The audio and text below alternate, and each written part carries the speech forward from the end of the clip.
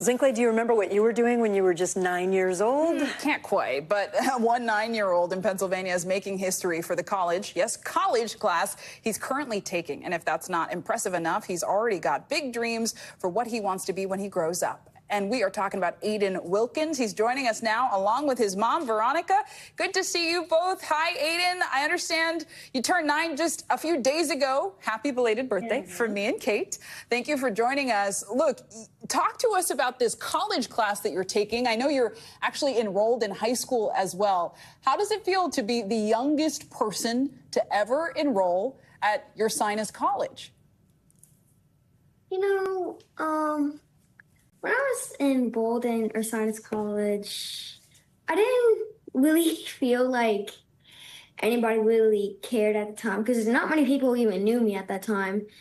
But slowly I started adapting. A few more staff and even some students started to get to know me, and I really started to feel like I was meant to be there. I love that. Veronica, how did this all start? When did you know, when did you realize that Aiden might excel at school and be able to go to college this young?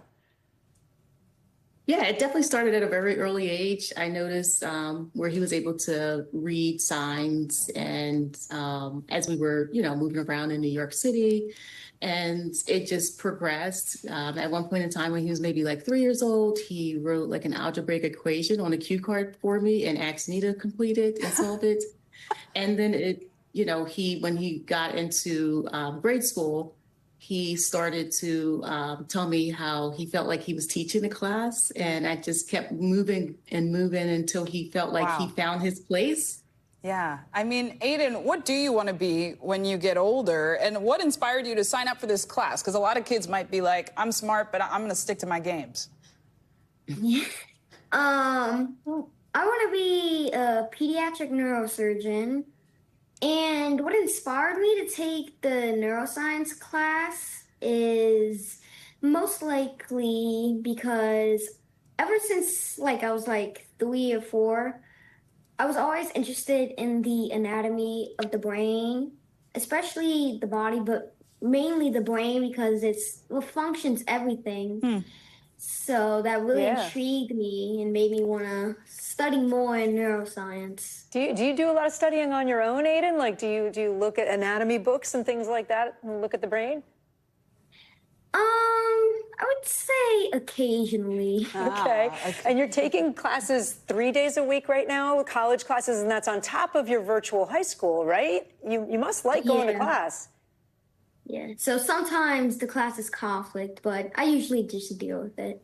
I love that. Aiden, what would you tell other kids who maybe want to be like you or maybe aren't into school? What's your message to them?